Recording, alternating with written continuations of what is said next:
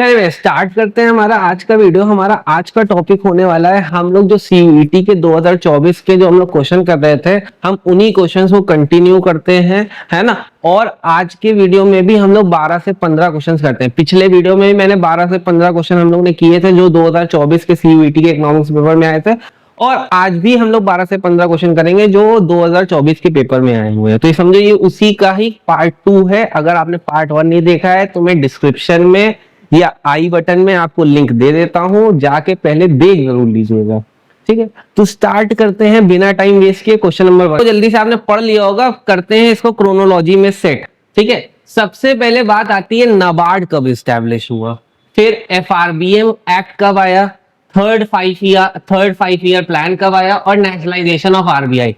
जल्दी से आपका काम है वीडियो को पॉज करना, और पहले आप करोगे फिर मैं आगे आऊंगा, है ना। सबसे पहले नाबार्ड के बारे में अगर बात करें तो नाबार्ड जो है वो इस्टेब्लिश हुआ था जुलाई 12, है ना, जुलाई 12 1982 में, जुलाई 12 1982 में, ठीक। फिर एफआरबीएम, देखो फुल फॉर्म लिखा है fiscal responsibility and budget management act, ये आया है 2003 में, ये आया है 2003 में। फिर थर्ड 5 ईयर प्लान, जैसे पहला 5 year plan 50 to 55, second 5 year plan 55 to 60, तो थर्ड कब होगा 61 to 65, तो ये लगभग 1961 to 65, है ना, या 66 जो भी लिखना चाहो। फिर नेशनलाइजेशन ऑफ आरबीआई 1949, 1 अप्रैल 1949, कौन से एक्ट के अंदर, आरबीआई एक्ट 1948, एक्ट भी याद रखना है, एक्ट कौन सा है, आरबीआई एक्ट,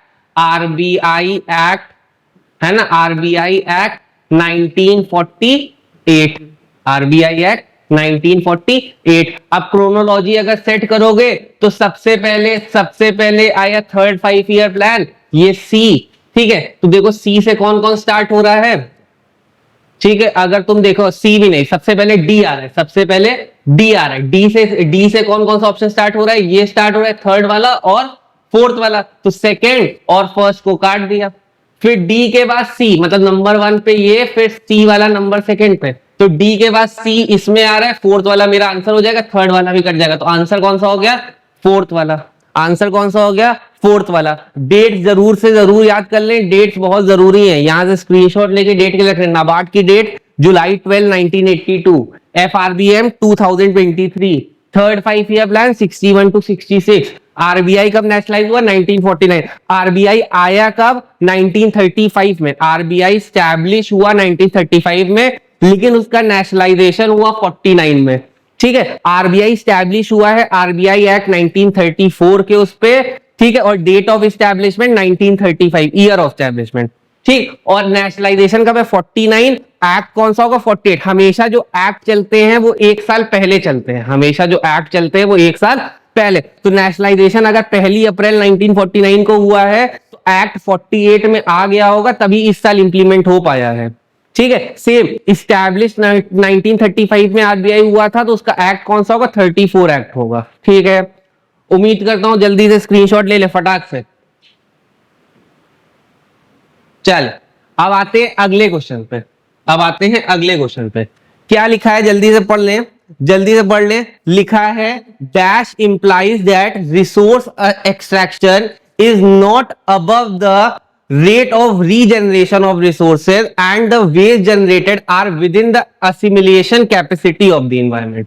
इसका मतलब क्या हुआ, इसमें इन्होंने ये बात बोल रहे हैं कि जो तुम्हारा रिसोर्स जो तुम नेचर से एक्सट्रैक्ट कर रहे हैं और जो रेट जो रीजनरेट हो रहा है, मतलब जो रिसोर्स बनने का जो रेट है और जो एक्सट्रैक्ट होने का रेट है, ठीक है, वो उससे बिलो है, वो उससे अबव नहीं है, मतलब बिलो में है, वो उससे अबव नहीं है, उससे बिलो में है। मतलब जितनी अगर मैं बोल रहा हूं कि 1000 साल में 1 किलो कोयला बनता है, तो मैं 1000 साल में 900, मतलब ये 900 ग्राम कोयला यूज करूंगा। तो मेरी जो क्या कहते हैं एक्सट्रैक्शन, जो मैं रिसोर्स एक्सट्रैक्ट कर रहा हूं, उसको एक्सट्रैक्ट करने की जो तेजी है, जो रेट है, वो कम है जनरेट होने से। तो इस चीज को हम लोग क्या कहते हैं, इस चीज को हम लोग कैरिंग कैपेसिटी कहते हैं, कि हमारा जो रिसोर्स है वो हमको बहुत अच्छे से कैरी करके चल रहा है, कि जितनी हमको जरूरत है जितना हम लोग एक्सट्रैक्ट करना चाह रहे हैं, वो हम वो मतलब वो जो उसकी जो स्पीड होगी, है ना, उसकी जो स्पीड होगी,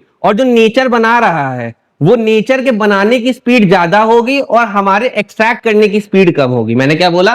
नेचर के बनाने की स्पीड ज्यादा होगी हमारे एक्सट्रैक्ट करने से, हमारे एक्सट्रैक्ट करने से मतलब बिलो होगी स्पीड, देखो बिलो की, नॉट अबव मतलब बिलो। तो उसको क्या कहते हैं? उसको हम लोग कैरिंग कैपेसिटी कहते हैं। उसको हम लोग क्या कहते हैं? कैरिंग कैपेसिटी कहते हैं। ये एक इन्वायरमेंट का क्वेश्चन है और बहुत इंपॉर्टेंट क्वेश्चन है कि कैरिंग कैपेसिटी क्या होती है।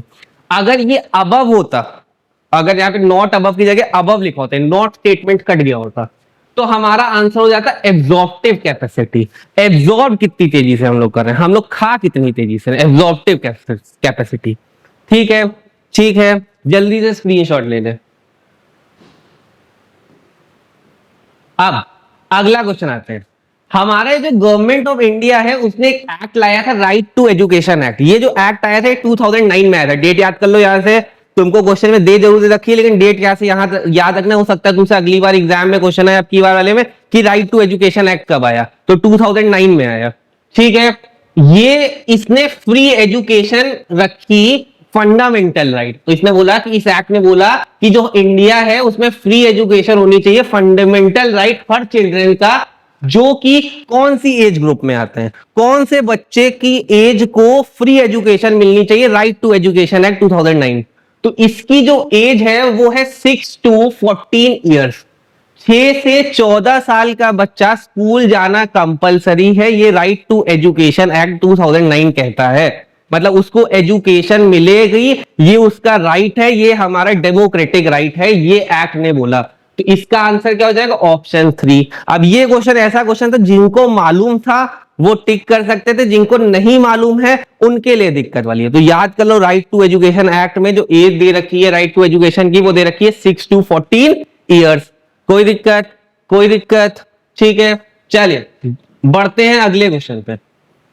अब इसमें आपको यहां पे सोर्सेस दिखाने हैं इलेक्ट्रिसिटी जनरेशन के इंडिया में, कि कौन सा मतलब किससे सबसे ज्यादा पावर मिलती है।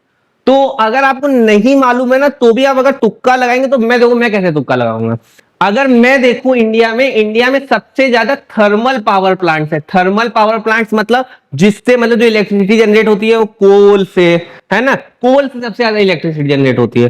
थर्मल पावर प्लांट सबसे ज्यादा है। मैं नंबर 1 पे इसको रखूंगा, मैं इसको नंबर 1 पे रखूंगा। फिर इसके बाद दूसरा आजकल का जो सबसे लेटेस्ट सोर्स है, वो हर घर में देखो सोलर पैनल लगवाए जा रहे हैं। तो new and renewable energy. Renewable मतलब ऐसी एनर्जी जो डिस्ट्रॉय नहीं होती, हम कितना भी यूज करें वो कभी खत्म नहीं होगी, जैसे सोलर एनर्जी, विंड एनर्जी। तो ये न्यू एंड रिन्यूएबल एनर्जी सबसे दूसरे नंबर पे आएगा।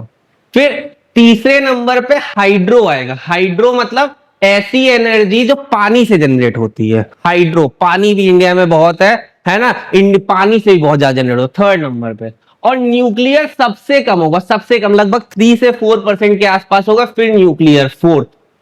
तो सबसे पहले आ गया बी, फिर सी, फिर डी, फिर ए। तो मेरा ऑप्शन जो मेरे लिए जा रहा है वो जा रहा है थर्ड ऑप्शन। ये तो मैंने तुक्के में लगाया सर, लेकिन एग्जैक्ट डेटा क्या होगा? तो अगर मैं एग्जैक्ट डेटा के साथ जाऊं तो लिख ले, है ना, लिख ले एग्जाम पॉइंट ऑफ व्यू से, थर्मल का जो एग्जैक्ट डेटा है वो है 67%। थर्मल जो है वो 67% इंडिया में एनर्जी जनरेट करती है। ठीक, उसके बाद आता है N and R. N and R का मतलब new and renewable. New and renewable का जो सोर्स दे रखा है सबसे ज्यादा, वो दे रखा है 17.30%। 17.30%। फिर उसके बाद हाइड्रो, इसके बाद हाइड्रो का, है ना, ये आपको लगभग 13% दे रखा है। और फिर तुम्हारा क्या कहते हैं, न्यूक्लियर वाला। न्यूक्लियर वाला तुम्हारा कितना दे रखा होगा? न्यूक्लियर वाला आपको दे रखा है ये लगभग 3%। लगभग 3%। ये मैंने अप्रोक्स लिख दिए हैं, ये आपको याद होने चाहिए, मतलब पूरा नहीं याद रख सकते हो तो याद रखो। Thermal 67, nuclear new and renewable 17% के आसपास, हाइड्रो 13%, न्यूक्लियर 3%। एग्जैक्ट डेटा नहीं पूछेगा आपसे कि बताओ थर्मल का कितना परसेंट है, वो आपसे एग्जाम में नहीं पूछने वाला है। ठीक है, क्योंकि इतना वो नहीं, वो भी समझते हैं कि बच्चों को इतना डेटा नहीं याद हो, लेकिन मोटा मोटा मालूम होना चाहिए सबसे ज्यादा एनर्जी अगर लॉजिक लगाओ तो तुम्हारी कोल जनरेट करती है। ठीक है, तो थर्मल हो गया। दूसरा कौन सा हो गया? सनलाइट। सोलर पैनल बहुत लग रहे हैं घर में, बिजली से ही बहुत बहुत लोगों घर में लगने लगी है, तो सोलर, न्यू एंड रिन्यूएबल। ठीक। तीसरा तुम्हारा हाइड्रो पावर प्लांट से भी एनर्जी बहुत जनरेट होती है, और न्यूक्लियर वेपन बहुत कम यूज होते हैं, न्यूक्लियर सबसे कम। तो अगर मैं इतना ही देखूं तो मेरा थर्ड क्वेश्चन हो जाता है, थर्ड ऑप्शन सेटिस्फाई हो जाता है। ठीक है, ठीक है, जल्दी से एक स्क्रीनशॉट मार ले फटाक से, बहुत इंपॉर्टेंट क्वेश्चन है ये। चले अब अगले क्वेश्चन पे आ जाते हैं। अगला क्वेश्चन में भी आपको सीक्वेंस लगाना है, मतलब आज की वीडियो में मैं लाया ही वो क्वेश्चंस को हूं जिनमें सीक्वेंस में आपको फिट करनी होंगी चीजों पे। ठीक, अगर मैं क्वेश्चन को सीक्वेंस में फिट करने जाऊं तो तुम ये देख सकते हो कि ये जो एमआरटीपी एक्ट है इसको ही हटा के कंपटीशन एक्ट लाया गया था। तो एमआरटीपी एक्ट को हटा के कौन सा एक्ट लाया गया था? कंपटीशन है। एमआरटीपी एक्ट कब आया था अगर मैं तुमसे पूछूं तो एमआरटीपी एक्ट 1969, और इसको रिप्लेस कर दिया गया था कंपटीशन एक्ट से 2002 में। ठीक, एमआरटीपी एक्ट का फुल फॉर्म क्या है? Monopoly restrictive trade and practicing act. ये क्या करता है कि कुछ जो मोनोपोलीज हैं उनको रोकने के लिए, है ना, वो इस एक्ट को लाया गया था। ठीक, कब आया था? 1969 में। इसको रिप्लेस कर दिया गया कंपटीशन एक्ट से 2002 में। ठीक, फिर फेरा, ये जो फॉरेन एक्सचेंज फुल फॉर्म है foreign exchange regulation act, foreign exchange regulation act कब आया? 1979 में। ठीक, इसको रिप्लेस करके फेमा बनाया गया फॉरेन एक्सचेंज मैनेजमेंट एक्ट। कब आया ये? 1999 में। 1999 में। तो सबसे पहले आया, तुमको क्रोनोलॉजी में सेट करना है, क्रोनोलॉजी में सेट करना है, तो सबसे पहले आया डी, फिर आया सी, फिर आया बी, फिर आया ए। डी सी बी ए, ऑप्शन 3 सेटिस्फाइड। ठीक, अब बहुत लोग एग्जाम में बोलेंगे सर तुक्का लगाना है, हर बार तो सी आंसर आ रहा है, तो इस बार भी 2025 के ऑप्शन में सी बना देंगे हम लोग। तो ऐसे तुक्का मत लगाना कि पिछले वाले का भी सी था, इसका भी सी है, तो अगली बार वाले का भी सी हो जाएगा, है ना। ये कोई स्ट्रेटेजी नहीं होती है। ठीक है, स्ट्रेटेजी क्या है? अभी जो डेट्स नहीं याद है साथ साथ याद कर लो, क्योंकि हो सकता है कि अगली बार इनमें से सारे चारों नहीं पूछे तो 2 पूछ लेंगे। अगर 2 भी मिल जाएंगे तो भी तुम टिक कर ले जाओगे क्वेश्चन को, 50% तो टिक कर ही ले जाओगे। तो डेट्स याद रखते रहो मेरे साथ साथ। ठीक है, ठीक है, जल्दी से एक स्क्रीनशॉट ले ले डेट्स का। चले बढ़ते हैं अगले क्वेश्चन पे। ग्रेट लीप, है ना। अब आया question, the great leap forward GLF campaign कब आया? पहली बात तो कब आया मारो गोली। मैं जानना चाहता हूं आया कहां। मैं बोलता हूं GLF कैंपेन आया कहां। तो ये जो कैंपेन है ये चाइना में आया था। ये कैंपेन कहां आया था? चाइना में आया था। कौन लाया था इसको? माओ लाया था। क्या मोटिव था उसको लाने से पीछे? उसका मोटिव ये था कि हमको इकोनॉमी को, चाइना की इकोनॉमी को मॉडर्नाइज करना है ना। पहले चाइना की इकोनॉमी जो थी वो एग्रीकल्चर पे बहुत ज्यादा बेस्ड थी। हमको एग्रीकल्चर को खत्म करके हमको इंडस्ट्रियलाइजेशन लाना है, हमको मॉडर्नाइजेशन लाना है। तो माओ ने चाइना में एक कैंपेन लाया, उस कैंपेन का नाम था great leap forward GLF campaign. कब आया? डेट जल्दी से, 1 मिनट दिया, आप सोचे जल्दी वीडियो को पॉज करके, है ना। ये कब आया है GLF कैंपेन? ठीक, ये जो GLF कैंपेन है ये एग्जैक्ट डेट है इसकी 1958, है ना। 1958 से पहले जो चाइना की इकोनॉमी थी वो एग्रीकल्चरल इकोनॉमी थी, है ना। 1958 के बाद से, GLF कैंपेन के बाद से उसने, माओ ने इंडस्ट्रियलाइजेशन का प्रोसेस स्टार्ट किया, है ना। उसने इकोनॉमी को एग्रीकल्चर से सर्विस सेक्टर की तरफ मूव किया कि इकोनॉमी मॉडर्नाइज हो जाए। तो ये कब आया? 1958 में आया। क्यों लाया गया? कौन लाया? कौन सी कंट्री में आया? मैंने देखो वो भी रीजन क्लियर कर दिया कि अगली बार हो सकता है GLF कैंपेन आए और तुमसे पूछे कि कहां आया, क्या कौन लाया, तो नाम और कंट्री का नाम और क्यों आया, रीजन, वो भी देखे मैंने आपको बता दिया। जल्दी से लिख ले, स्क्रीनशॉट ले ले फटाक से। ठीक है, ठीक है, अब चलते हैं अगले क्वेश्चन पे। ग्रीन रेवोल्यूशन का सेकेंड फेज से पहली बात तो ग्रीन रेवोल्यूशन आया का, फर्स्ट फेज क्या था उसका। अगर मैं फर्स्ट फेज की बात करूं तो जो फर्स्ट फेज है ग्रीन रेवोल्यूशन का, वो 1960s में आया। 1960s में ग्रीन रेवोल्यूशन आया और ये पूरा फेज 1970 तक चला। ये फर्स्ट फेज था ग्रीन रेवोल्यूशन का, ठीक है। इसमें हम लोग ने new and agriculture crop seeds में थोड़ा ज्यादा ध्यान दिया, हाई प्रोडक्टिविटी जिसको HYV सीड्स तुम कहते थे, हाई यील्ड प्रोडक्टिविटी वाली सीड्स पे ध्यान दिया, ठीक है। सेकेंड फेज ग्रीन रेवोल्यूशन का स्टार्ट हुआ जब फर्स्ट फेज खत्म हुआ, मतलब 1970 से 1980, ये हमारा सेकेंड फेज था। तो तुमसे सेकेंड फेज पूछ रहा है तो mid 1970s to mid 1980s, है ना, 1970 के मिड से 1980 के मिड तक ये सेकेंड फेज चला, ठीक है, ठीक है। ग्रीन रेवोल्यूशन में क्या था, हम लोग ने HYV सीड्स पे ज्यादा ध्यान दिया, हाई वो सीड्स हम लोग लगाते थे जिसमें हाई यील्ड प्रोडक्टिविटी हो, है ना, ठीक है। जल्दी से एक बार स्क्रीनशॉट ले लें। चलिए अगले क्वेश्चन पे आते हैं, अगले क्वेश्चन में आते हैं। During 1980s the growth rate in Pakistan improved on account of which of the following reason. Pakistan की ग्रोथ कौन से रीजन है, वो कोई भी इकोनॉमी ग्रोथ तभी करेगी जब उसके पास FDI ज्यादा आएगा, फॉरेन डायरेक्ट इन्वेस्टमेंट ज्यादा आएगी, मतलब बाहर की कंट्री के लोग भी हमारी कंट्री में इन्वेस्ट कर रहे हैं तो वो कंट्री डेवलप होना चालू हो जाएगी, ठीक है। या उसका ट्रेड सरप्लस में चला जाए, ट्रेड सरप्लस में चला जाए मतलब उसके एक्सपोर्ट ज्यादा हो और इंपोर्ट कम हो, तभी ग्रो कर सकती है। यही हम लोगों ने पढ़ा है डेवलपमेंट का प्रोसेस। तो पाकिस्तान हो चाहे इंडिया हो, कभी भी अगर डेवलप करेगी तो उसमें FDI ज्यादा आ रहा होगा या ट्रेड सरप्लस ज्यादा होगा।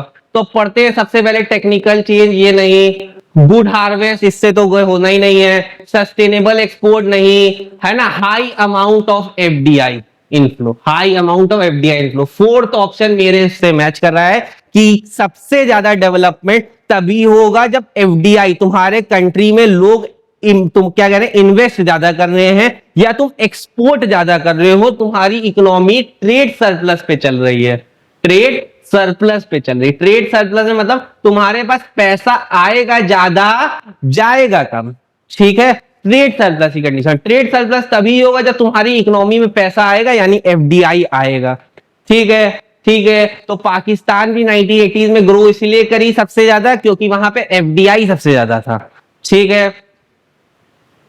चलिए अगले क्वेश्चन पे चलते हैं। आप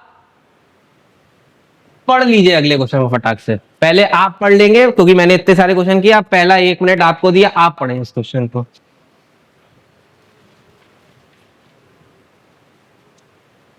ठीक है, क्वेश्चन पढ़ लिया होगा उम्मीद करता हूं। क्वेश्चन देखो क्या दे रखा है, when there is unexpected rise in the sales, तो क्या होगा, तुम्हारी सेल्स बढ़ गई, सेल्स जैसे ही बढ़ेगी तुम्हारा जो भी इफेक्ट होगा वो इफेक्ट होगा प्रॉफिट पे, क्योंकि सेल्स बढ़ी तो प्रॉफिट ज्यादा या कम होगा।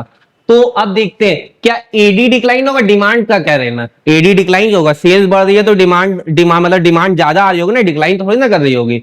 फिर there will be unplanned accumulation of inventories, भाई हमारे पास अक्यूमुलेट नहीं होंगी इन्वेंट्रीज, हमारे पास से जाएंगी, ज्यादा सेल्स तभी हम लोग फुलफिल कर पाएंगे जब हमारी इन्वेंट्रीज क्या होगी, कम हो रही होंगी, तो ये भी गलत है। फिर there will be unplanned decumulation of inventories, ये भी अभी हम लोग कह नहीं सकते हैं कि इन्वेंट्री गिर रही है, सेल्स आई है, जरूरी नहीं हमने सेल करने के बाद बेच दिया, है ना, तो बढ़ना या घटना इन्वेंट्री का ज्यादा अप्रोप्रिएट नहीं है। सबसे ज्यादा अप्रोप्रिएट ये होगा कि जो तुम्हारे प्रॉफिट्स है वो कम या ज्यादा होंगे। कभी भी अगर तुम्हारी सेल्स अनएक्सपेक्टेड बढ़ेगी तो तुम्हारा प्रॉफिट जो होगा वो कम या ज्यादा होगा, तो normal profit will be lower, ये ज्यादा अच्छा ऑप्शन है, मेरा ऑप्शन 4 सबसे बेस्ट है ना। सीधा सेल्स का इफेक्ट तुम्हारा प्रॉफिट पे पड़ता है, ज्यादा अच्छा, बेस्ट एप्रोप्रिएट आंसर यही होगा कि नॉर्मल प्रॉफिट जो होंगे वो लोअर हो जाएंगे अगर तुम्हारी सेल्स अनएक्सपेक्टेडली बढ़ जाती है, ठीक है, ठीक है। जल्दी से लिख लीजिए इसको, फटाक से स्क्रीनशॉट ले लीजिए, है ना। बढ़ते हैं अगले क्वेश्चन पे, अगले क्वेश्चन पे, ठीक है। अब अगला क्वेश्चन आता है कि यूरोपियन यूनियन जो है वो कब क्रिएट करी गई, यूरोपियन मॉनेटरी यूनियन EMU ये कब आया, जल्दी से सोचें कब आया EMU। EMU जो है यूरोपियन मॉनेटरी यूनियन जो है ये आई 1999 में, ये आई 1999 में, ठीक है। कब आई, एग्जैक्ट डेट याद कर लो। ये सब क्वेश्चंस ऐसे लेके आया हूं कि आपको अगर डेट नहीं याद है तो आप नहीं कर सकते हो, वहां पे कोई तुक्का नहीं लगता है, ठीक है, तो मैं ये क्वेश्चन इसलिए लाया हूं कि आप याद कर लें अगर आपको नहीं याद है तो। अगर आपसे कोई पूछे यूरोपियन मॉनेटरी यूनियन कब आई है, ईएमयू कब आया है, 1999 में आया है। ठीक है, ठीक है, जल्दी से स्क्रीनशॉट लेके इसको भी रख लो और अपने डेट के साथ इसको भी लगा लो कि एग्जाम से पहले जरूर से जरूर ये डेट रिवाइज करके जानी है। ठीक है, चलिए अगले क्वेश्चन पे, अगले क्वेश्चन पे। ये सर्कुलर फ्लो ऑफ इनकम का क्वेश्चन है, ये क्वेश्चन सबका सही होना चाहिए। जल्दी से वीडियो पॉज करो, जल्दी से पहले पढ़ लो, मेरे से पहले आपके आंसर होने चाहिए। पढ़ते हैं, सर्कुलर फ्लो से लेट करते हैं। चैप्टर सबसे बेसिक चैप्टर है क्लास 12th के मैक्रो का, सबसे पहला ही चैप्टर होता है सर्कुलर फ्लो ऑफ इनकम। तो ये क्वेश्चन तो गलत नहीं होना चाहिए। पढ़ते हैं, पहला ऑप्शन क्या लिखा है, हाउस होल्ड रिसीव फैक्टर। भाई हाउस होल्ड को फैक्टर सर्विसेज नहीं हुई, house hold receive factor services from firm. ठीक, ये गलत है स्टेटमेंट, है ना। फिर क्या पढ़ते हैं, हाउस होल्ड जो है वो इन्वेस्ट करती है वाइल फर्म सेव, उल्टा लिखा हुआ है। हाउस होल्ड जो है वो सेव करती है और फर्म क्या करते हैं, उसको इन्वेस्ट करते हैं। ठीक, तीसरा स्टेटमेंट क्या लिखा है, जो फर्म्स हैं वो गुड्स एंड सर्विसेज को प्रोड्यूस करती है। ये स्टेटमेंट एकदम सही लिखा है, फर्म जो है वो गुड्स और सर्विसेज को क्या करती है, प्रोड्यूस करती है। तो ये ऑप्शन बिल्कुल सही है। चौथा ऑप्शन क्या है, household supplies factor services to the, भाई बिल्कुल गलत है ये भी स्टेटमेंट, है ना। तो ये भी कुछ क्या है, हाँ भाई हम लोग भाई टू सेक्टर इकोनॉमी में, हम लोग टू सेक्टर इकोनॉमी में हैं। तो ये बात याद रखना, टू सेक्टर इकोनॉमी की बात हो रही, इसीलिए हाउस होल्ड, यहाँ पे टू सेक्टर इकोनॉमी में हाउस होल्ड होगा और फर्म होगा, यहाँ पे कोई भी गवर्नमेंट का रोल नहीं होगा, इसीलिए मैंने गवर्नमेंट काट दिया है यहाँ से, इसीलिए ऑप्शन गलत है। जो हाउस होल्ड है वो फैक्टर सर्विसेज गवर्नमेंट को दे रही है, जब टू सेक्टर इकोनॉमी है तो गवर्नमेंट का तो कोई रोल ही नहीं होगा ना, तो ये ऑप्शन कैसे हो सकता है टू सेक्टर इकोनॉमी में। ठीक है, ठीक है, सिर्फ और सिर्फ ऑप्शन 3 सही है, सिर्फ और सिर्फ थर्ड ऑप्शन सही है। तो मेरा इसका आंसर क्या हो जाएगा, थर्ड। थर्ड ऑप्शन देखो, मैंने सारे ऑप्शंस पढ़ के दिखाए, क्यों मैंने थर्ड वाला टिक किया, फोर्थ वाला इसलिए टिक किया क्योंकि गवर्नमेंट का रोल है, यहाँ पे टू सेक्टर इकोनॉमी है, गवर्नमेंट यहाँ पे एब्सेंट होती है, तो गवर्नमेंट वाला तो ऑप्शन चुनना ही नहीं है। सेकेंड ऑप्शन में क्या है, जो हाउस होल्ड है वो इन्वेस्ट करता है, जबकि गलत है। हाउस होल्ड जो है वो सेव करता है, हाउस होल्ड क्या करता है, सेव करता है, और फर्म जो है वो इन्वेस्ट करता है। तो ये भी स्टेटमेंट गलत था, सिर्फ और सिर्फ सही थर्ड था, इसीलिए मैंने थर्ड को टिक किया है। रीजन के साथ मैंने आपको आंसर दिया है, जल्दी से एक बार स्क्रीनशॉट ले ले और देख ले कहीं दिक्कत हो तो। ठीक, चलिए आते हैं अगले क्वेश्चन में। अब ये कॉन्सेप्ट भी मैंने लास्ट में बताया था, एक्स आंटे का और एक्स पोस्ट का। एक्स आंटे का मैंने बताया था, एक्स आंटे इन्वेस्टमेंट या एक्स आंटे सेविंग वो सेविंग्स होती हैं जो मैं एक्चुअली सोचता हूं, और एक्स पोस्ट वो होती है जो एक्चुअली में हो जाए। जैसे मैंने सोचा कि मैं एक आईफोन खरीदूंगा, ये मैं सोच रहा हूं, ये एक्स आंटे है, पर मैं खरीद के ले आया टेक्नो का फोन, है ना। तो ये क्या हो गया, ये हो गया एक्स पोस्ट, है ना। जो मैंने एक्चुअली में किया वो एक्सपोज, जो मैंने सोचा वो क्या हो गया, एक्स आंटे हो गया। तो अब देखो इसी बात को पढ़ते हैं और क्वेश्चन का आंसर टिक करते हैं।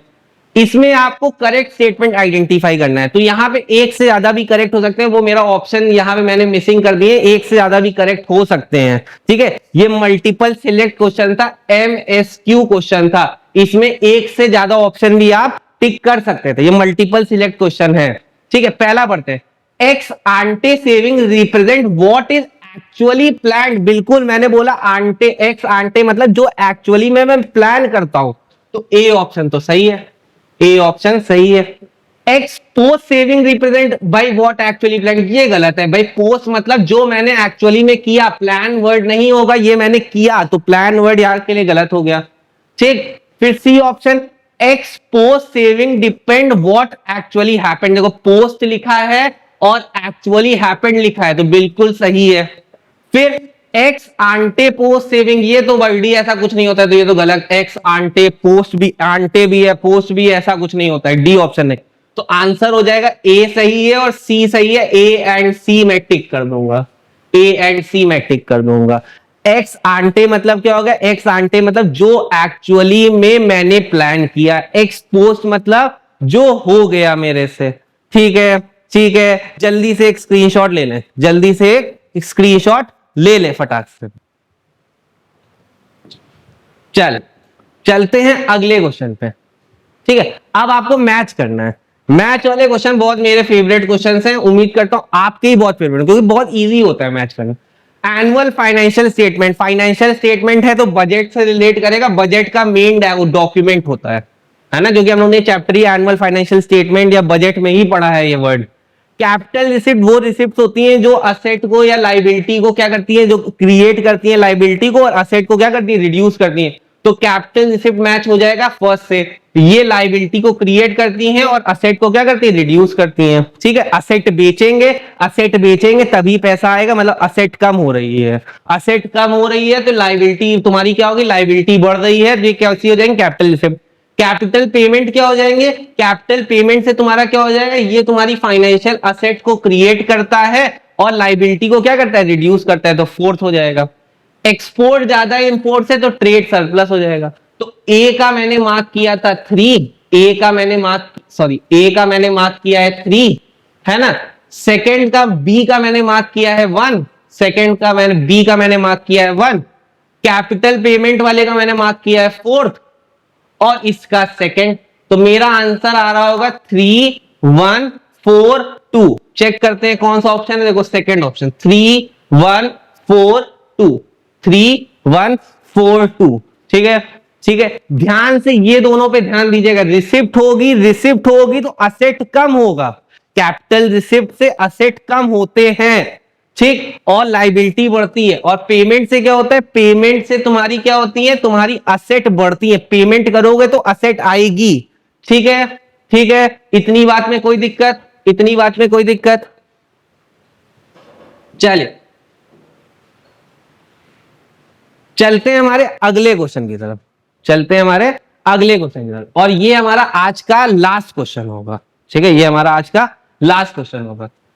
इसमें क्या लिखा है, इसमें लिखा है dash is a market where economic agent can freely exchange their endowments with each other, है ना। मैंने आपसे क्या बोला, मैंने आपसे बोला कि ये एक ऐसे इकोनॉमिक एजेंट्स हैं जो फ्रीली एक्सचेंज कर पाए, मतलब मार्केट फ्री छोड़ दी गई है, मतलब डिमांड और सप्लाई सब कुछ अपने आप फ्रीली जनरेट किया जा रहा है,